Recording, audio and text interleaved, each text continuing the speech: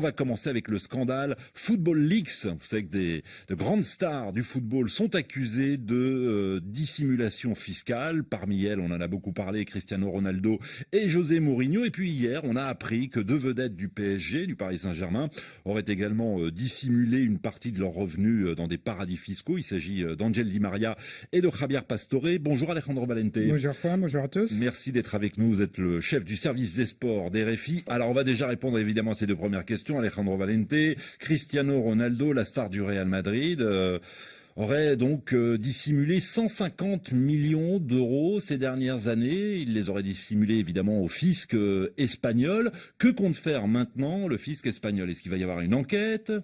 Voilà, il faut déjà comprendre une chose. Il y a d'un côté pour ces joueurs les salaires, donc là il n'y a pas de souci. En général, tout est parfaitement déclaré. Et puis il y a tous les revenus annexes, et notamment des droits d'image, comme on dit, c'est-à-dire les contrats publicitaires et autres. Et donc c'est ces sommes-là dont une partie aurait été dissimulée au fisc espagnol. C'est des sommes énormes, 150 millions. Ça dépasse très largement ce qu'on avait entendu jusque-là. Par exemple, dans les cas de Messi, ça avait été 4 millions.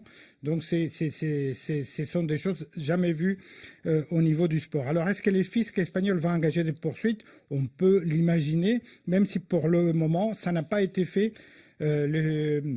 Le fisc en Espagne a dit qu'ils enquêtaient sur des irrégularités dans les déclarations de Ronaldo depuis environ un an et demi, mais pour l'instant, ils n'avaient pas pris l'initiative de faire appel à cette affaire devant la justice. Ils continuent à enquêter. Donc pour l'instant, Ronaldo n'est pas du tout poursuivi pour ces affaires, mais on peut imaginer que ce sera le cas. Ouais. D'ailleurs, il y a un événement qui vient de se produire au Conseil des ministres, au dernier Conseil des ministres, le procureur général qui ordonne donc les poursuites a été remplacé.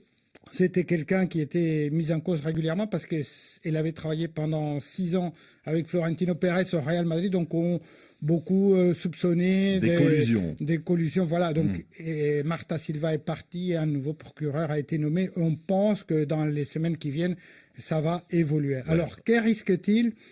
C'est dans la mesure où les poursuites ne sont pas engagées, c'est vraiment de la science-fiction.